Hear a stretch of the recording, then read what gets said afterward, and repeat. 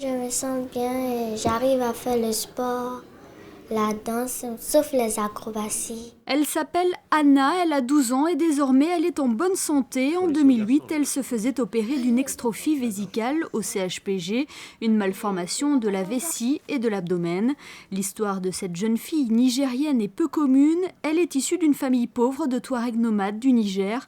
Son cas ne pouvait malheureusement pas être prise en charge dans son pays. Sa venue et son opération en principauté a pu être possible grâce au Monaco Collectif Humanitaire. Cette semaine, 6 ans après sa première opération, Anna était de retour au CHPG pour une visite de contrôle. Il y a qu'elle a regardé pour savoir que tout va bien.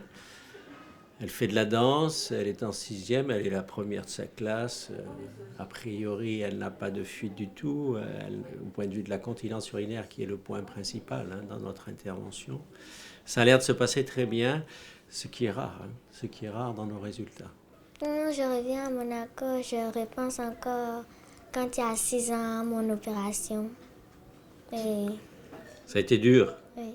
Ah oui, parce que non seulement on reconstruit la vessie, mais comme le bassin est pas fermé en avant au niveau du pubis, on est obligé de faire des interventions pour fermer le bassin en avant. Donc il y a un temps orthopédique qui peut être douloureux. Cette douleur n'est plus qu'un mauvais souvenir maintenant pour Anna qui est totalement rétablie.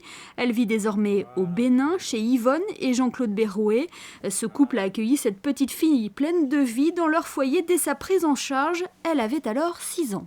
Ça se passe bien à la maison, au bord de la mer. Elle a des amis et elle est intégrée dans la famille. Et elle est la chouchou de ma mère qui a 94 ans. Ça se passe bien. Et bon...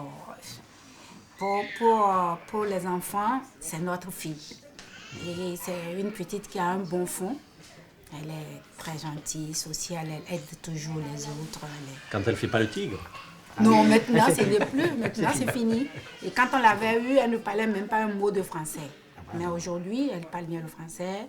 À l'école, quand il y a des représentants de la mairie ou les grandes personnes qui arrivent, c'est elle qui fait le discours dans son établissement. Donc pour nous, c'est quelque chose. C'est une joie que ça a réussi et on est content. Et notre souhait, c'est que ça continue. Anna est l'une des premières enfants malades à avoir été opérée grâce au Monaco Collectif Humanitaire. Le centre hospitalier Princesse Grace est également partie prenante dans cette belle aventure. Sans le Monaco Collectif Humanitaire et la DCI, on n'aurait pas pu participer à cette belle histoire. J'imagine en plus que c'est tout autant une réussite quand on voit le sourire sur le visage d'Anna.